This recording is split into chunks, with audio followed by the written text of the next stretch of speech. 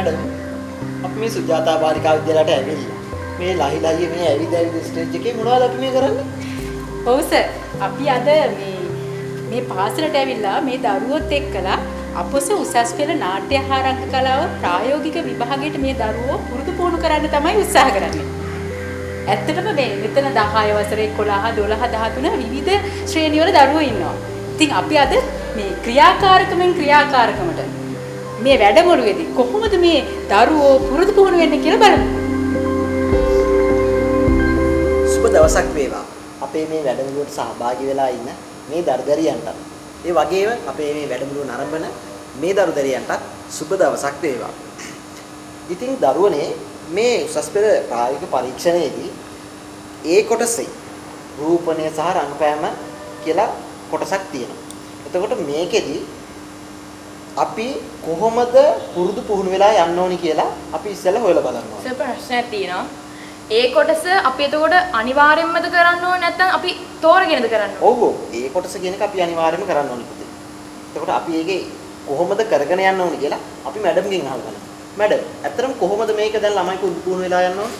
ඔව් සර්. ඇත්තටම ඊටාම වැදගත් මේ ක්‍රියාකාරකම මේ කොටස මේ ඉතින් දරුවනේ ඒ කොටස රූපණය සහ රංගපෑම මේ කොටස යටතේ දරුවන් ක්‍රියාකාරකම් 3ක් පරීක්ෂක මණ්ඩලය ඉස්සරහා නිරූපණය කරලා ඉදිරිපත් කරන්න ඕනි. එතකොට ඒකේ පළවෙනි කොටස තමයි පෙළාසිත භාෂණ රංගනය. ඒක මැඩම් එතකොට ඒක කොටස් දෙකකට බෙදෙනව නේද? ඔව් සර්. ඊටාම හොඳ වැදගත් ප්‍රශ්නයක්. පෙළාසිත භාෂණ රංගනයේදී දරුවන් පුරුදු පුහුණු වෙලා යන්න ඕන එක කොටසක්. ඒ වගේම ඒ මොහොතේ පරීක්ෂක මණ්ඩලය විසින් තෝරලා දෙන කොටසක් දරුවා ඉදිරිපත් කරන්නත් ඕනේ. එතකොට එම කොටසට ලකුණු 30ක් හම්බ වෙනවා සර්. ඇත්තටම දරුවන්ට මේ උපදෙස් මාලාවක් ගුරුබතුන් හරහා ලැබෙනවා. පෙළාසිත භාෂණ රංගනයේදී දරුවන්ට ඇත්ත වශයෙන්ම මේ සර් මේ ඇත්තටම කොටස් දෙකක් ක්‍රියාකාරකම් දෙකක් තියෙනවා. ඒ එක සහ ඒ එකේ එක සහ ඒ එකේ දෙක කියලා. එතකොට පළවෙනි කොටස තමයි දරුවා මේ පුරුදු පුහුණු වෙලා යන කොටස. පුරුදු පුහුණු වෙලා යන චරිත නිරූපණය. එතනදී මේ වෙනකොට දරුවන්ට සහ ගුරු බෞද්ධුන්ට උපදෙස් මාලාවක් ලැබිලා තියෙනවා. දරුවන්ට පුළුවන් එකක් තමයි නිර්දිෂ්ට අපේ විෂය නිර්දේශයට තියෙන නිර්දිෂ්ට නාට්‍ය කෘති නාට්‍ය පෙළ ඇසුරෙන් යෝග්‍ය චරිතයක් නිරූපණය කරන්න පුරුදු වෙලා යන්න පුළුවන් දරුවන්ට. ඒ වගේම එහෙම නැත්නම් අපි විභාග ප්‍රායෝගික පරීක්ෂණය සඳහා වෙනම දරුවන්ට සූදානම් වෙලා එන්න තවත් වෙනම නාට්‍ය දෙබස් කොටස් 16ක් මේ ලබා දීලා තියෙනවා. එතකොට ඒ කොටස් 16න් එකක් ඕනනම් දරුවන්ට පුරුදු වෙලා එන්නත් පුළුවන්.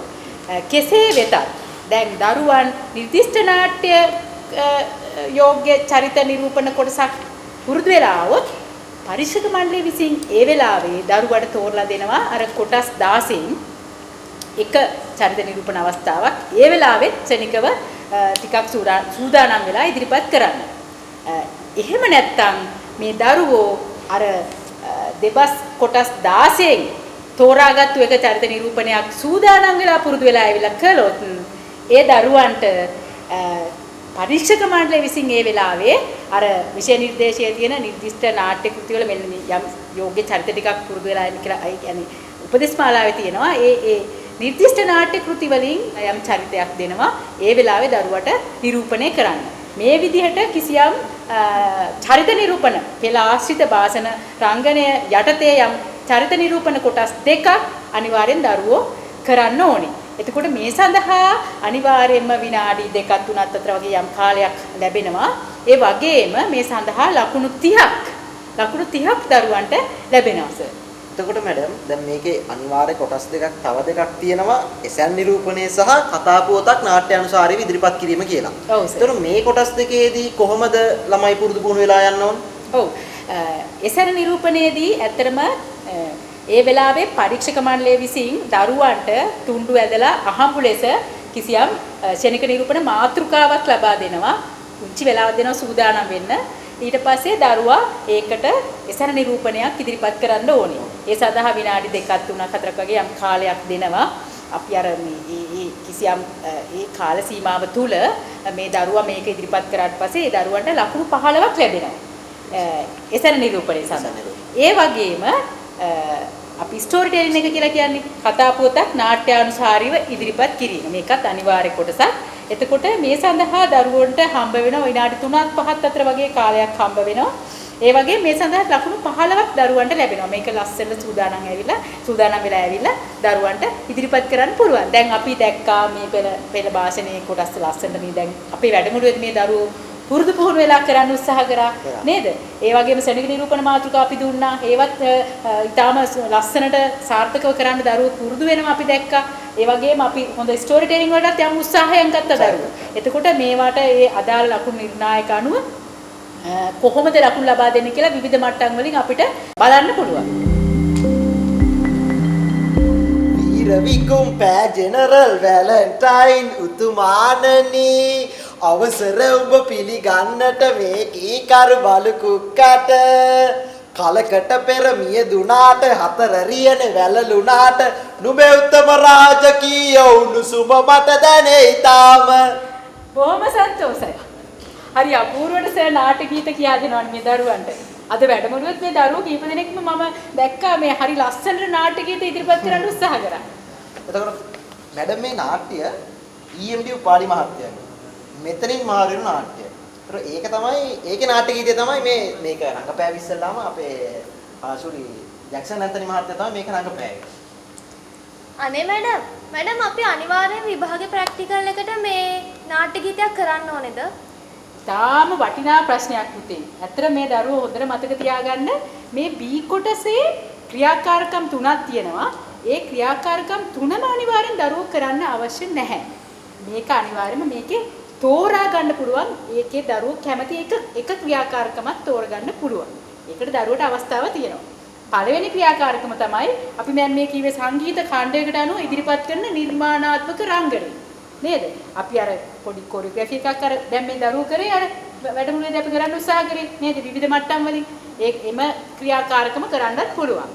එහෙම නැත්නම් මේ විදිහට නාට්‍ය ගීතේ කොටසත් හොඳ නාට්‍ය ගීතයක් කරන්න පුළුවන්. මේකෙදි විශේෂයෙන් අවධානය යොමු කරනවා අර නාටගම් සම්ප්‍රදායේ පටන් නූතන නාට්‍ය යුගය දක්වා. එම කොටස් තෝරගන්න පුළුවන්. හැබැයි පසුබිම් සංගීත කොටස් කියන්න බෑ. මුවින්ම ගායනා කරන නාට්‍ය කොටස නාට්‍ය ගීත කොටසත් තෝරගන්න ඕනේ. එතකොට පුතේ හරිම වැදගත් මේ සර් කිව්වා වගේ ඒ තමන් කරන කොටස ගැන හොඳ අවබෝධයක් තියෙනවා නම් දරුවට අර වාචික පරීක්ෂණයේදී හරිම ප්‍රයෝජනවත්. එහෙම එම කොටස නැත්තම් අපිට පුළුවන් මේ ගැමි නාටක ශාන්ති කර්ම චරිත නිරූපණ ගැමි නාටක හෝ ශාන්ති කර්ම ආශ්‍රිත නාට්‍යමය අවස්ථාවක් චරිත නිරූපණයක් තෝරගෙන පුරුදු පුහුණු වෙලා දරුවන්ට ඇවිල්ලා ඉදිරිපත් කරන්න පුළුවන්. එතකොට B කොටසේදී ක්‍රියාකාරකම් තුනක් තියෙනවා. හැබැයි මේ ක්‍රියාකාරකම් තුනෙන් තමන් දරුවන්ට හොඳටම ඉදිරිපත් කරන්න පුළුවන් එක ක්‍රියාකාරකමක් තෝරගෙන එම කොටස පමණයි විභාගයට ඉදිරිපත් කරන්න අවශ්‍ය වෙන්නේ. ඒ කරන කොටසට ලකුණු 15ක් ලැබෙනවා. ඉතින් මේ විදිහට අපි දැන් මේ පුරුදු පුහුණුවමින් උත්සාහ කරනවා දරුවෝ විවිධ මට්ටමින් ඒකට කරන්න මේ ඉදිරිපත් කරන්න උත්සාහ ගන්නවා. ඉතින් අපි ඒ නිර්ණායක අනුව එක මට්ටම් වලින් දරුවෝ දැන් උත්සාහවන්තව මේක පුරුදු වෙනවා. ඒක හරිම වටිනා අගය කළ යුතු දෙයක් මේ වැඩමුළුවේ. ඔක්කේ කොස්සක් තිබ්බේ නෑනේ. හරි කමන්නේ ඔය පුරුටි අයින් කරන්න. යගිරලා උදව් කරන්න මොනවන්නේ? මම මේක ගන්න.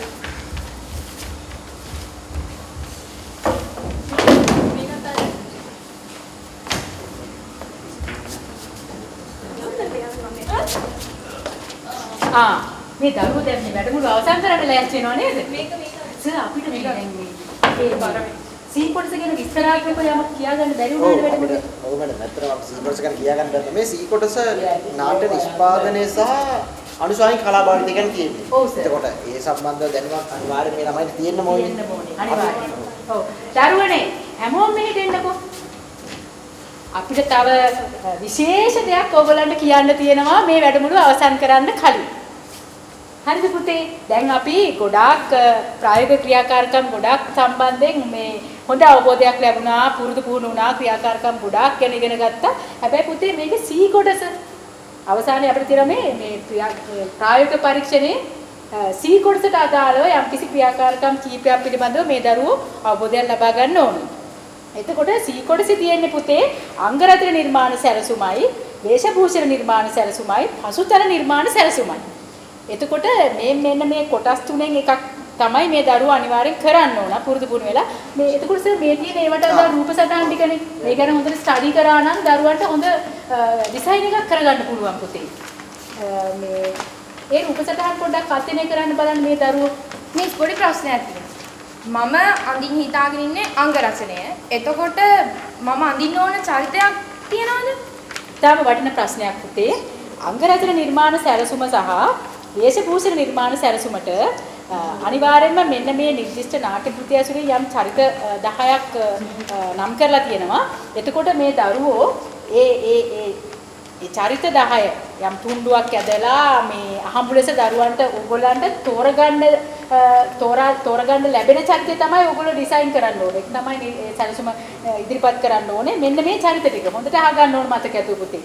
සකුන්තලා, සීසර්, ඊඩිපස්, දුෂ්යන්ත, බ්‍රූටස්, යොකස්ට්‍රා, හෙල්ම, මාක් ඇන්ටනි, නෝරා, කැල්ෆර්නියා මෙන්න මේ වගේ චරිත වලින් හම්බුලෙස ඔයගොල්ලන්ට තුන්ඩු ඇදලා ඔයගොල්ලෝ හම්බුලෙස තෝරගන්න චරිතයක් ඒ වෙලාවේ ඒ චරිතයට අදාළ පුතේ ඔයා මේකප් ඩිසයින් එක කරන්න ඕනේ.